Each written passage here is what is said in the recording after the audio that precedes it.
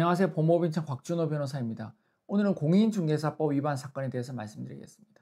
저희는 그간의 공인중개사법 관련된 사안 또는 관련된 사기 사건에 있어서 다양한 경우에 예컨대 초과수수라든지 또는 사기 혐의라든지 이런 부분에 대해서 무혐의를 많이 받아왔는데요.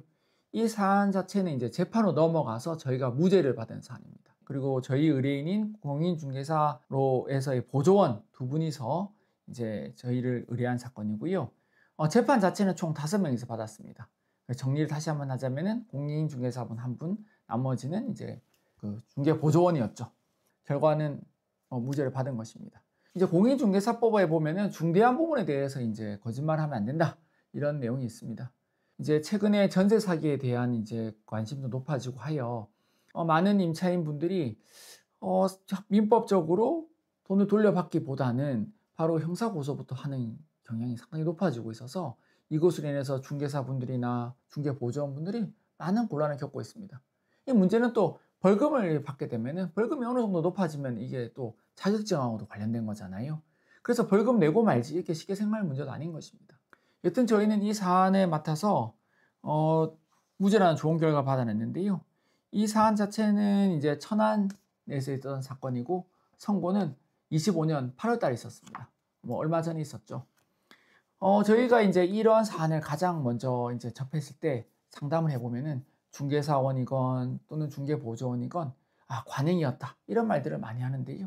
사실 관행이라는 것은 이 사건을 해결하는 데 있어서는 아무런 도움이 되지 않습니다. 관행이 잘못됐기 때문에 이제 법으로 처벌하기 위해서 수사도 하고 재판으로 넘기는 것이죠. 이것은 임차인 분들이 다소 과장된 주장을 하고 잘못된 주장을 하는 것과 별개로 거기에 대한 반박을 관행으로만 대응해서는 안 된다는 말씀이십니다. 하나하나 법적으로 따져야 되고요. 그 당시 행위에 대해서 어떻게 의뢰인을 즉 임차인을 만나게 되었고 그 다음 임차인이 어떻게 물건을 소개시켜줬고 그 물건이 어떤 식의 이제 채권 채무 관계가 있는지 부분, 담보 관련된 부분, 쪼개기 담보가 있는 것은 아닌지 이런 부분에 대해서도 해야 되고요. 그 다음에 이제 임차인이 즉 직접 이 물건을 선택했는지 등 다양하게 다툴 부분들이 많이 있습니다. 이 중에서도 가장 기본은 계약서에서 그 물건과 현황이 맞느냐 틀리냐 하는 부분이고요.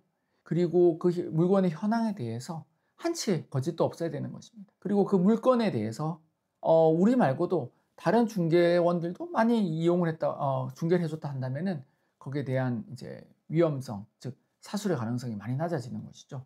그리고 이어서 다양한 이제 거래 관계가 많이 있었다고 하면 그 역시도 우리 입장에서 보면은 유리한 정황으로 판단될 수 있는 것입니다. 애당초에 이제 아파트 같은 경우와 달리 빌라는 이 시세라는 걸 잘 알기 때문에요. 당장 이 빌라 이거의 시세는 얼마냐, 과연 이것의 상태를 봤을 때 이 물건의 가치는 얼마냐 이런 부분들, 과연 이것을 속인 것이냐 아닌 것이냐 부분들이 아파트에 비해서는 상당히 조금 이렇게 애매할 수가 있습니다.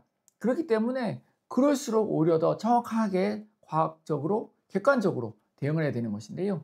과학적이란 말이 대단한 현상을 하는 것이 아니라 이 관례라는 말, 즉 관행이었다, 관례였다 이런 식의 변론을 하지 않아야 된다는 뜻입니다. 저희는 이렇게 다양한 많은 중개사분들과 중개보조원분들이 지나치게 남발되는 임차인들의 고소로 많이 힘들어하는 것이 현실입니다. 그래서 실제로 이렇게 무죄가 나오는 것으로 해서 그 고소가 잘못됐다는 것이 밝혀지기도 하는 것인데요. 수사 과정에 있어서도 예전에 있어서는 이렇게 기수로 넘어가지 않을 사례, 즉 재판으로 넘기지 않을 사례까지도 재판으로 많이 넘기고 있어서 불필요하게 이제 많이들 고생을 하시는 것 같습니다. 임차인도 자기의 거액의 보증금을 돌려받지 못하는 상황이 발생하게 되면은 상당히 안타까워하게 하게 되는데요. 이런 것 같습니다. 이제 이 자본주의 사회에 있어서는 임차인이나 임대인이나 또는 중개사나 각자 자신의 책임 영역이 있는 것이고 그 책임 영역 하에서 자신이 선택을 했다면 그 선택에 대한 책임도 본인이 져야 되는 부분이 있습니다. 내가 임차 물건을 직접 가서 보고 계약서에서 확인을 하고 그리고 계약서에 틀린 것이 없고 중개사도 정당한 보수를 받고 그 범위 내에서만 중개를 했다면 만약에 그 물건에 대해서 문제가 생겨서 내가 보증금을 돌려받지 못한다 하더라도 그것을 민법적으로 해결하는 것이 맞는 것이죠. 근데 다 워낙 급하고 또 요새 전세 사기에 대한 부분이 많다 보니까 고소를 먼저 진행하는 경우가 있는 것 같고요. 또 그것이 수사 과정에서 걸러지지 않고 이렇게 재판으로 넘어오는 것 같습니다. 참 안타까운 현상이긴 하는데요.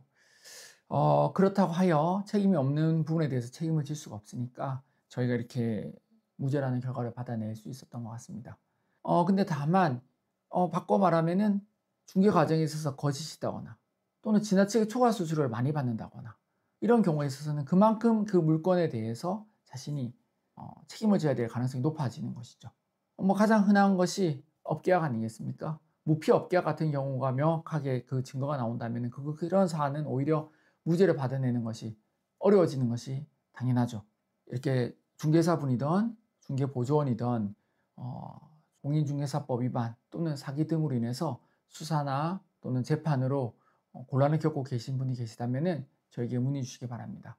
컨설팅 하시는 분, 컨업체, 그리고 임대인 또는 분양하시는 분, 그리고 중개사, 중개보조원 이 모든 경우에 있어서 저희는 다양한 사례들이 있습니다. 아시겠지만 저희는 고소사건을 하는 곳이 아니라 방어, 피의자, 피고인의 사건을 전문적으로 하는 사무실입니다.